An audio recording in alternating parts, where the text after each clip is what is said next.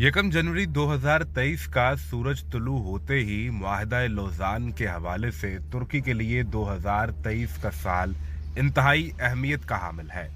2023 में 100 साला मुआहदा लौज़ान तो अपने इख्तिताम को पहुंचेगा, लेकिन सबसे बड़ा सवाल एक है, क्या खिलाफत उस्मानिया बहाल होगी? और ये कि क्या खिलाफत उस्मानिया के तहत तुर्किया को दोबारा मस्जिदुल हराम यानी मक्का मुकरमा और फिर मस्जिद नबवी यानी मदीना मुनव्वरा और हरमैन शरीफैन का कंट्रोल मिलेगा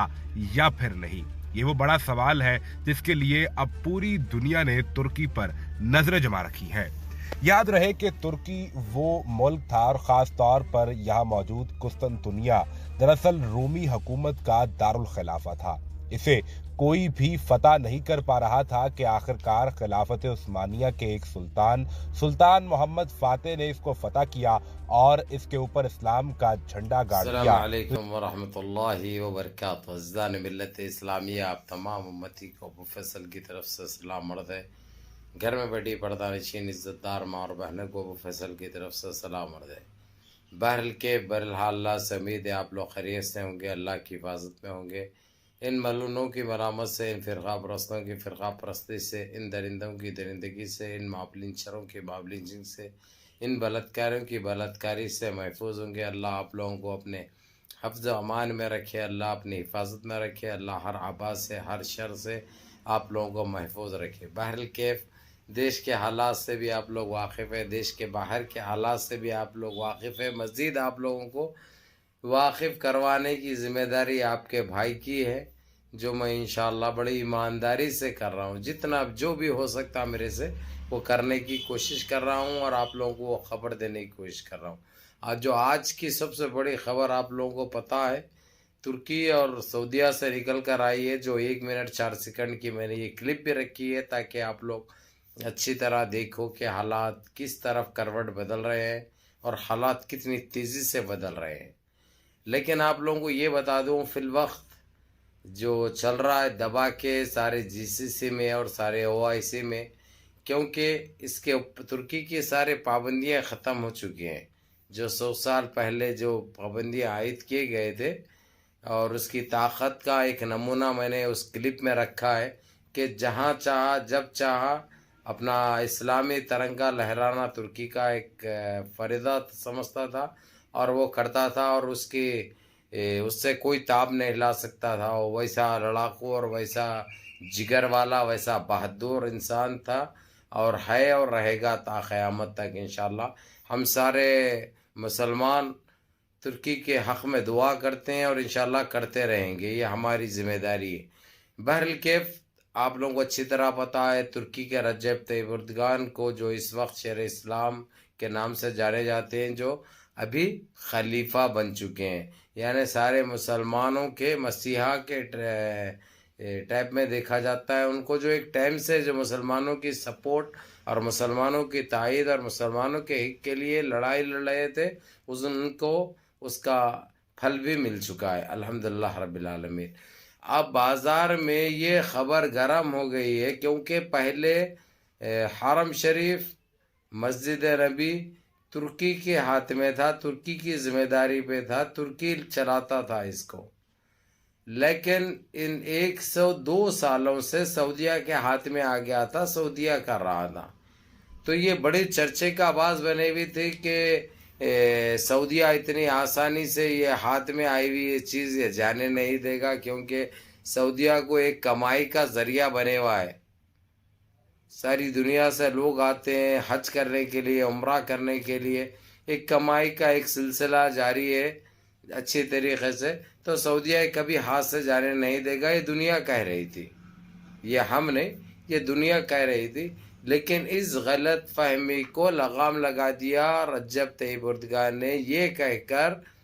अभी जो सऊदीया देखभाल कर रहा है हरम शरीफ की, मस्जिद नबी की, मदीना मुनव्वरा की, वो उसी की ज़िम्मेदारी है, उसी को कंटिन्यू करने दो। रही बात अगर से उसके ऊपर कोई दूसरी चाहे इसराइल हो चाहे अमेरिका हो, ऐसी कोई नज़र मैली नज़र डालेंगे तो उनके दीदे निकालने के लिए हम पीछे हैं। लेकिन ابھی جب سعودیہ یہ کام کر رہا ہے، یہ ذمہ داری اس کے عائد ہے، اس کو کنٹینیو کرنے دو، اس میں کوئی اعتراض نہیں ہے ہم کو، اور اس سے سعودیہ کو کوئی گھبرانے کی ضرورت نہیں ہے۔ یہ ہم کبھی بھی ایسا نہیں کریں گے۔ ایک کنٹری ایک ایمانداری سے ذمہ داری سے کام کر رہی ہے، اس کو کرنے دو، کیونکہ وہاں پہ وہ لوکل گورنمنٹ ہے، اس میں ساری عوام کو جو سہولتیں ہیں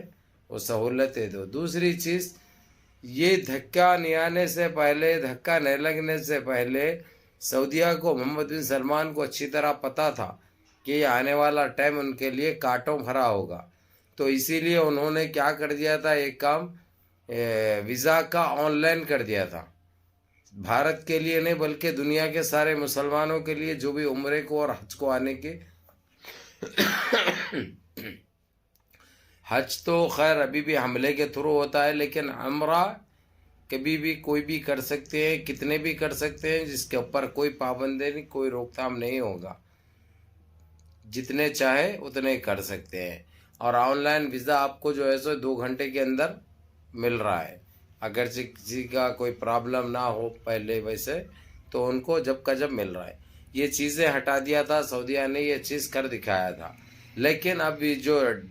ڈر و خوف کا ماحول تھا عوام میں کہ یہ کب بند کر دے گا، پھر پتہ نہیں کب سختی کرے گا، کب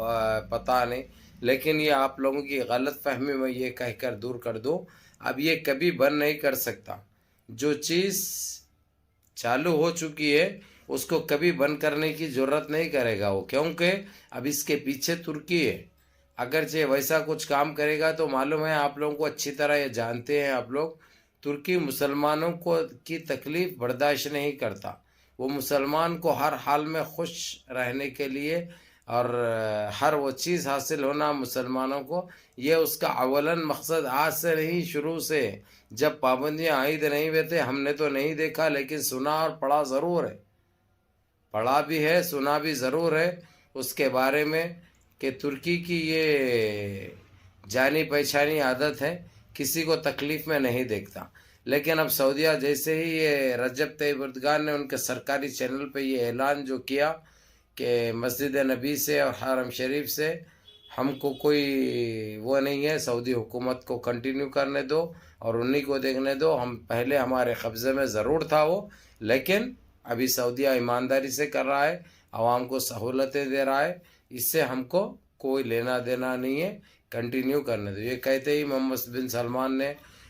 ٹیلی فون کر کے مبارکباد بھی دی، رجب طیب اردگان سے بات بھی کیا اور شکریہ ادا کیا ان کے اس بہادر اور دلیر فیصلے کا، اور ساری جی سی سی سے کویت اور قطر نے رجب طیب اردگان کو مبارکباد دی، جبکہ محمد بن سلمان کو تو کیوں دیں گے، ان کو تو کرنے کی ضرورت ہی نہیں ہے، ان کے لیے تو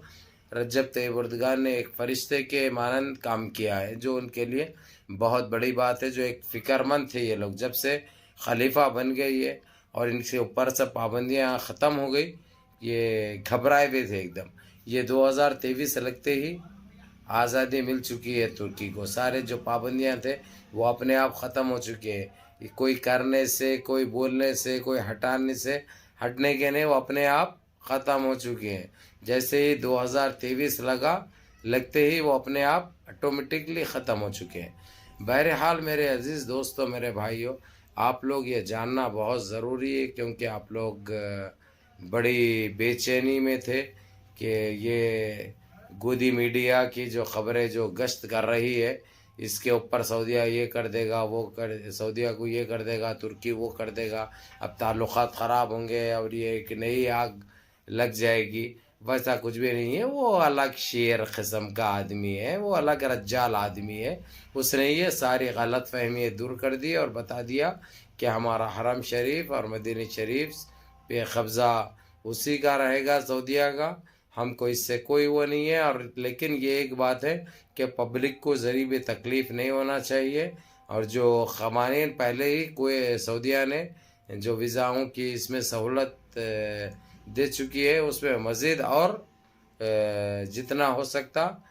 پبلک سارے عمرہ کر سکے، حج کرے، ویسا کر دو بول کے یہ کہا ہے رجب طیب اردگان نے۔ بہرحال میرے عزیز دوستوں، میرے بھائیوں،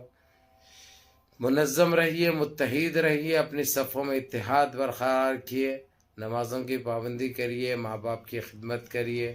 بڑوں کے احکام پہ عمل کریے، اور دیکھیے اللہ سبحانہ تعالیٰ ہر وہ چیز کس طریقے سے کرتے ہیں۔ یہ صرف آپ لوگوں کی دعاؤں کا اثر ہے، یہ آپ لوگوں کی دعاؤں کا نتیجہ ہے کہ اللہ سبحانہ تعالیٰ ہر چیز میں کامیابی و کامرانی سے نواز رہے ہیں۔ دنیا میں ہر طرف مسلمانوں کا اسلامی جھنڈا بلند ہو رہا ہے، سچے خدا اذاں ہو رہی ہے۔ میں اجازت چاہتا ہوں، دعاؤں میں یاد رکھیے۔ السلام علیکم۔